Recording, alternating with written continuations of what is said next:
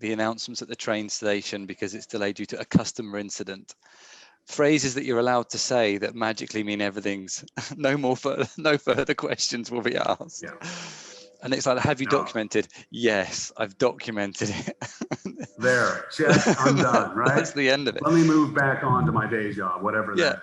That's right. Whereas the reality, of course, just because it's in a document doesn't mean someone's going to read it. Oh man, I've created many documents. Well, and just because it's in a procedure doesn't mean it's going to get followed either, right? No. And I would say that's another value of the twin, right? Is if you think about and I used to do this as a flow assurance engineer, certainly you would know this, that you either design the issues out or you mitigate them using people, right? And when I transitioned from project flow assurance engineer into operational flow assurance engineer, it was that key insight for me was, wait a minute, how do I know they're actually doing these things, right?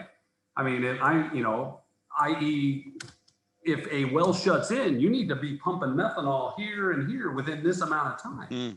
If a subsea system shuts in, you need to circulate that out with dead oil by this amount of time. How do I know that's happening, right? And what I found was there's no way to validate that. And if I wanted to validate it, it would take quite a bit of information to bring in.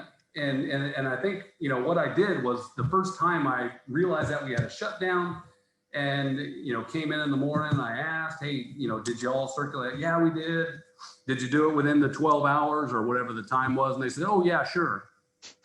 Yeah, we documented it. And I'm a big believer in verification, right?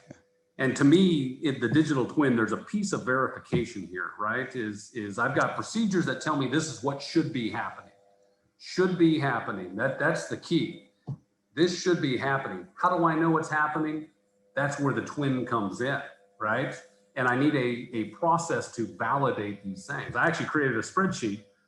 Again, it's all spreadsheets that actually would query once a day where certain events would happen. A well would shut in, a subsea system would shut in, or the entire plant would shut in.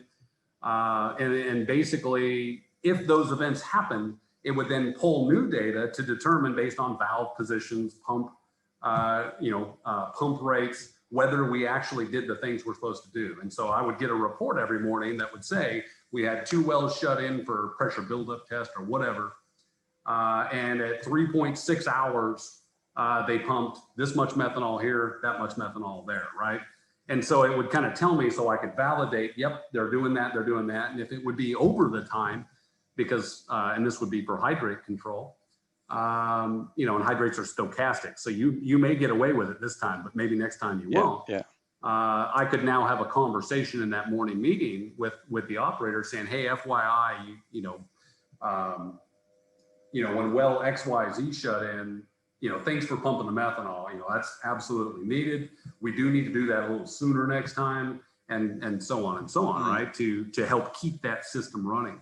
But without verification tools, you never know. I've been part of way too many flow assurance incident response teams in which I've learned a lot from that, right? And how do I codify that learning? Well, the learning is typically you find out after the fact that you weren't pumping enough, right? Whether it be a hydrate plug in a dry tree well, that, the mitigation for hydrates was within 6 hours of the well shutting in, you need to pump 1,000 barrels of oil, dead oil, down that riser. I think in one incident, we found that the pump was actually underperforming and they were only pumping about 500 barrels in. They didn't know that because the meter was off it's better to find those things before the incident than during an incident to pull all that data and find it there, right? And so to me, that's where those learnings can go, right? Because a lesson learned in a database somewhere in a document that says, hey, make sure you're pumping the right amount, that's not useful for anybody. Everyone thinks they're doing the right thing, so they're not gonna latch onto that. And so to me, if you had a means for coding this stuff up to validate that you're doing the things you need to do, you're 80% of the way there.